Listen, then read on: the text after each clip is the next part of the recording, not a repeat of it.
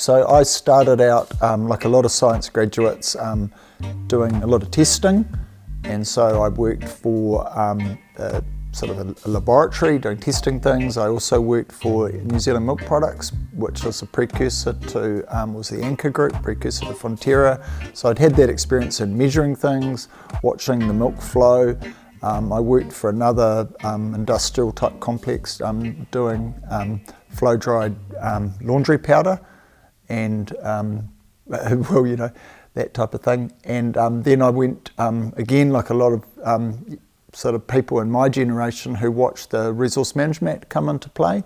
I worked for a regional council and I went through that sort of regulatory learning space. And what came out the end of it for me was I could see the opportunity to be in the conversation at the table before it was either an environmental problem or a problem that could have had a different policy outcome. And I guess I was really driven to say, how do I help individuals, whether they're businesses or communities, individuals as part of the community, to make choices that I felt could inform those type of decisions, whether it was a better stream outcome, a better, healthier food outcome, or trying to work those balances out. And that really led me in lockdown to be amongst a group of people where we had a bit more time for, you know, sharing our whakaaro, our different discussions, and we had a go at coming together around a couple of projects, and Verdi's one of those, and it's quite exciting. We've sort of managed to reach out across a different range of whenua blocks, Māori agri businesses and Pākehā businesses, and a lot of different people who are actually looking for something that is a different type of food production or farm system which is orientated to a climate resilient future, not just the market side, not just selling carbon, but healthy food coming off healthy soils, you know, feeding people. And there's a lot of opportunity there as well. There's already a reservoir of carbon there, and all we need to do is say, is that a reserve for us for pulling atmospheric carbon out, like those IPCC rules, and storing it in the ground? Now, of course, it won't be actually everywhere all at once, but the potential's there. Even if it's just a tonne per hectare per year, that's still roughly it's 3.67, but it's roughly 4 tonnes of CO2 equivalents. And when you do the multiplier from 7 falls to 28, that starts to add up to a huge proportion of what our international liability is. And what that liability really translates to is our ability to participate as a country, as a community, whether we're trading food, or whether we're getting access to markets, or whether we're just able to have a conversation alongside another country and say we're doing our bit. We can only make a claim or a new removal of carbon dioxide from atmosphere when it's an additional practice to the business as usual. So if we went on farming rye clover, and maybe rye clover, you know, one other species, it would be considered what we're doing anyway. And the international community would go, well, Aotearoa New Zealand, you haven't done anything new, you can't put that on your removal ledger. But if we take a new action, if we say on Te Tawakaiti, we could say, well, we're going to go from rye clover to a mixture of maybe 12, 10, 20 different pasture species, we've made a change. So that's like making that rule change to get it recognised. But more importantly, under the ground or on the pamu, it's saying that the root architecture is suddenly much more complex, and maybe instead of a root range with a biological activity in one place, we've got forage roots that are going down really deeply. We've got different levels of canopy, because one way of thinking about the pasture, it's like solar panels. So we've got two types of solar panels, little circles and discs and branches with rye clover, or we've got a complex canopy of solar panels with diverse species. And every time they're in energy surplus as a solar panel, to keep that whakaaro going, they're releasing that energy that they've collected from the sun into the soil in little sugars, and then that grows a microbiological community. And then that community, obviously it has a lifespan, and when it passes that net life, that in the soil's converted to more carbon. And so that's the sort of link. There's the link that gets us in the game, but then there's a biological function and all the other good things that come along for the ride, like those roots expand the soil, they leave pathways for nutrients and water, and then that carbon itself, it acts like a sponge, so it's holding on to moisture and doing other good things. The replacement of one pastoral species for another, you have to do that anyway, and then when you're doing pasture replacement, you can put in a diverse species, and then it will start out with a lot of complexity, and then through time, the ones that are there and emergent as long-term annuals will pass out, and then the more perennial species will be there for a longer term. And then, you might do it again and again every 5 to 10 years. You spray it out, or you can do it in where people basically do direct drilling, so they'll drill the seed in directly after it's been tightly grazed. And then there's sort of a more traditional one where you can use the hooves of the animals to cut it in, and then it can strike from there. So there's different ways of achieving that. There's the narrow and the large. I think the narrow is local communities, local farms like Te Taukaiti producing a product that is branded with the local brand from the whenua, from the delivery of the local tikanga, and the things that are those tohu or iconic toanga that are, the thing that they want to present to the world as a community. So that's saying this milk or this red meat or this kiwi fruit or whatever the one that flows from this project gets that unique branding. So that's the narrow. And then the wide one is, from a Te Ao Māori perspective, the identity on the market, if we're competing internationally for supermarket shelf space, it's a unique identity on the supermarket space in the global world. So that sort of, that compounding factor of, from, I guess, pan Aotearoa, it's a wider market opportunity. Was it in the next 100 years as much food as the last 1,000? So the demand doesn't go away. It's all about solutions and what we can do. So these things start to say, well, I put this up just from a balance sheet perspective, and that dotted line, it's not quite right. But if you look forward, the changes are massive.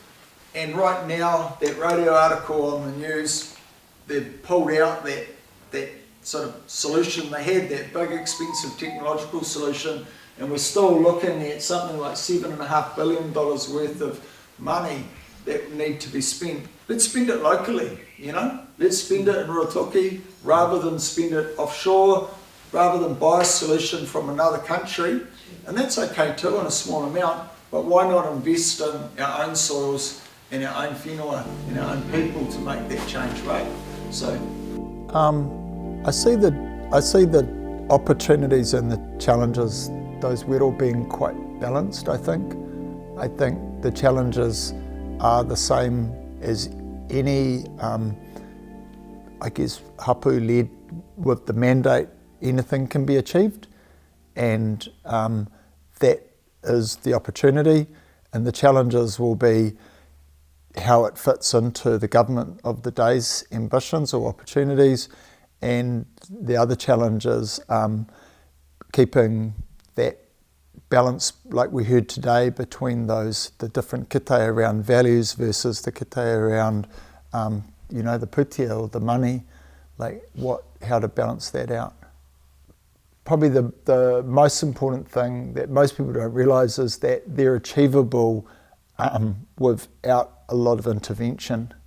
So they're achievable with the biology that comes from the animals, returning biology from, say, the sea in form of fish, hydrocylates or seaweed or composts or other minerals that you might get from another part of the soil. I think it's not so much a science project as returning the natural balance to the soil and finding out what it is. We heard that metaphor today around a supermarket shelf. It's trying to work out how well stocked your supermarket is. It doesn't have to be that complex, and stocking it up And then I think the other part that perhaps is less realised is that the nutrition in our food has been steadily declining for decades, and that's because our soils are so depleted, and so people aren't looking at that as the opportunity to put in good, solid, nutritious food into their diets, rather than going, where did the food come from? It's like, how healthy was the soil where the food came from? And that's, I guess, what we think is really exciting. If it translates a project like we're starting here to more people attending school, less sick days, healthy, resilient communities, because that soil's health, because it starts, it's like starts at the beginning, literally under our feet. It's not magic, right? And some of the ways that we get there with these changes are around what's called internationally a process where you've got that feedback loop set up, so you're measuring, you're reporting, you have independent verification, but really it's learning by doing. It's learning on the land, it's learning what steps your farm system can do and what steps you can do as a farming community to record those changes in carbon. And when you're finding out what works, because it'll be really different in Ruatoki to Hauraki, to Tairāwhiti, that way, and over in Taranaki. Like, every community's got a slightly different climate, slightly different soils, slightly different needs. The biological changes take time, but importantly, we've got to establish what's working, but the biological changes are actually stored in the ground at depth, and so we've sort of said it's pretty much a 5-year process to measure change. So you've got establishing the changes, you've got the records process, and eventually you've got a certification and a trade. Now, we've been talking to the government about this. If we start now in 2025, 5 years is 2030, that's the year where Danone, Nestle, Mars, all the others, their actual, their triggers for how they report and buy goods have already kicked in. So you can't really start in 2030, you kind of got to start now irrespective of the politics. And when we sit down with sheep and beef farmers and around the motu and they say, well, what does the voluntary market get you? If the voluntary market's getting you $30 US, that's still looking pretty good from an internal return. So we don't need to wait for the government, it's just better to move with our players. And the other really exciting part of this is about, someone will know exactly, but about a month and a bit ago, for the first time, Fonterra put a price on carbon emissions. They only priced it at 1.8 cents a kilogram of milk solids, but nonetheless it's a floor. And like anything with a price floor, it can be priced up, right? Depending on who the buyer is. There are some actual rules there in terms of eligibility, and they're things like you can't just do the exact same thing that you've always done, because that's not a new removal of carbon dioxide, that's just doing the same thing. So you have to do something different, and it might be the already part of what's in the business plan already, or what's in the farm plan, like that schedule of changes from the audit, but it might look like changing the genetics, and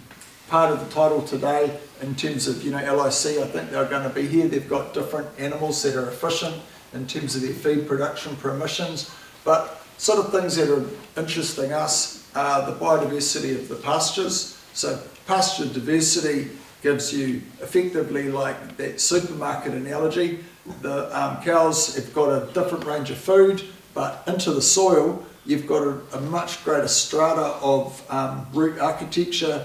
The little sugars that the plants release when they go through photosynthesis are going, shallower, deeper, and that root network is there as a corridor for biology as well. So it's doing all sorts of things. Well, from my perspective, the link between people is one we can measure. Verdi's really excited at the moment about what we can measure in terms of the transfer of nutrients. So at things you could measure, it can look like, say, the beta carotenes, so the precursor for vitamin A and things like that, that are present in our grass, which makes our food unique. We're trying to measure that in the soil, and then it can be measured in the animals' products, or even in, if you're growing vegetables, and then obviously you can measure it in people. But at a more fundamental level, I guess it's if you think about it like the building blocks that build our food, if that food is being built from what's in the soil, if you don't have all the parts there, you're not going to have all the parts in the food. And that could look like minerals, so it might not have the essential minerals.